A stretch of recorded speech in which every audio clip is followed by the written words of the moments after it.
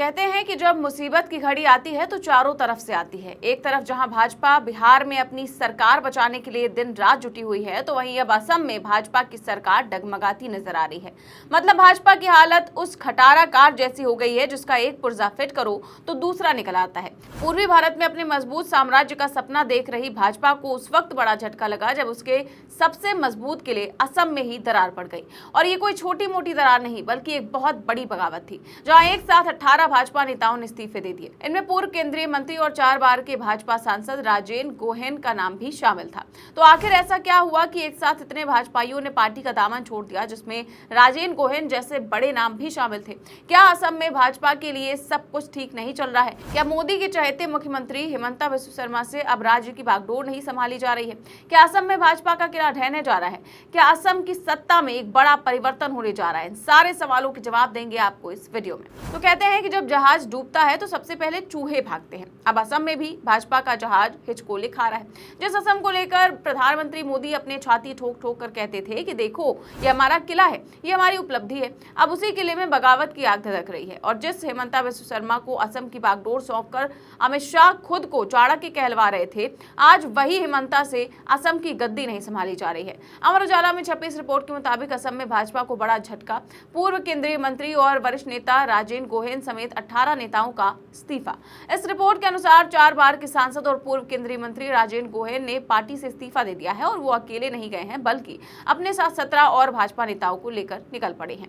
यानी कुल 18 नेताओं ने भाजपा को टाटा बाय बाय कह दी। मतलब उन्होंने भाजपा सरकार का पूरा जनाजा निकाला है। अमर उजाला की रिपोर्ट के मुताबिक गोहेन ने राज्य भाजपा अध्यक्ष दिलीप सैकिया को पत्र लिखकर कहा कि वो पार्टी की प्राथमिक सदस्यता और सभी जिम्मेदारियों से तुरंत प्रभाव से इस्तीफा दे रहे हैं। लेकिन सवाल यह है कि आखिर ऐसा अचानक क्या हुआ कि जिस पार्टी ने उन्हें 4 बार सांसद बनाया, मंत्री बनाया, अब उसी पार्टी से उन्होंने किनारा कर लिया है।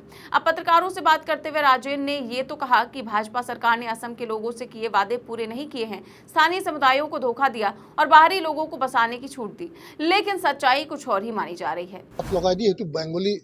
90% 95% মেজৰিটি কৰি পেলাই কিয় বনাই দিলে? ক'ত অসমীয়াক তুমি স্থান দিছে? অসমীয়াকটো নিথৰুৱা কৰি গৈ আছা। এনেকুৱা বহুত হেৰি আছে, উদাহৰণ আছে, মই এতিয়া নকওঁ, পাছত কম।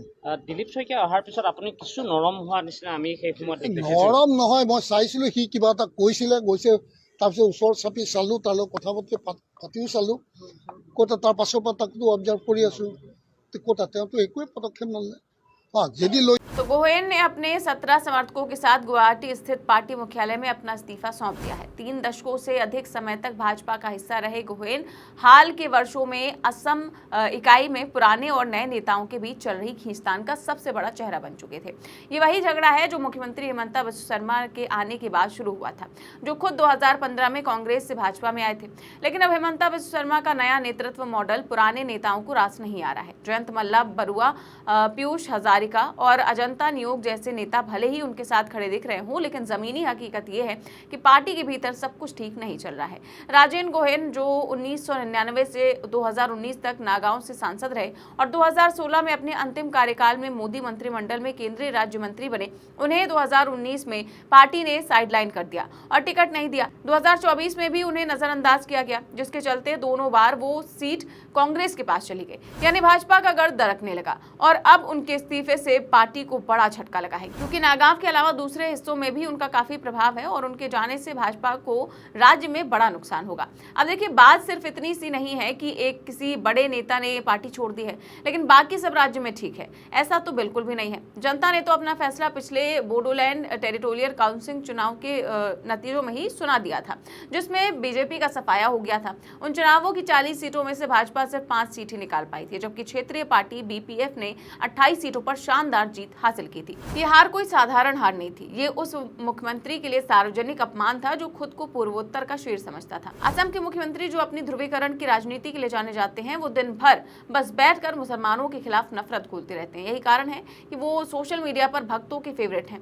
उन्होंने इन काउंसिल चुनावों को भी हिंदू मुसलमान का रंग देने की हर संभव कोशिश की। जगह जगह सभाओं में जाकर उन्होंने कहा कि अगर भाजपा हारी तो मुसलमान असम पर कब्जा कर लेंगे। उन्होंने अपने भाषणों में मियां शब्द का इस्तेमाल इस्तेमाल किया, लोगों के मन में डर बैठाने की कोशिश की कि देखो अगर हमें वोट नहीं दोगे तो तुम्हारे घर गांव सब पर बांग्लादेशी मुस्लिम काबिज हो जाएंगे। लेकिन जनता ने इस बार उनकी पूरी रणनीति को कचरे के डिब्बे में डाल दिया। मतलब सीएम साहब की ध्रुवीकरण की राजनीति फेल हो गई। फिर आप जनता में फैले इस आक्रोश को देखिए। ये नजारा असम के डिब्रूगढ़ और तिनसुकिया की गलियों में से देखने को मिला था, जहां जनता भाजपा की सरकार से इतनी नाराज हो चुकी थी कि मशाल लेकर सड़कों पर उतर आई और मोदी को उनके किए हुए वादों की याद दिलाने लगी थी। दरअसल 2016 में मोदी जी ने वादा किया था कि 6 मूल निवासी समुदायों को अनुसूचित जनजाति का दर्जा देंगे। फिर 2019 में चुनाव के वक्त भी वही वादा दोहराया, लेकिन साल दर साल गुजर गए और वादा धूल फांकता रहा।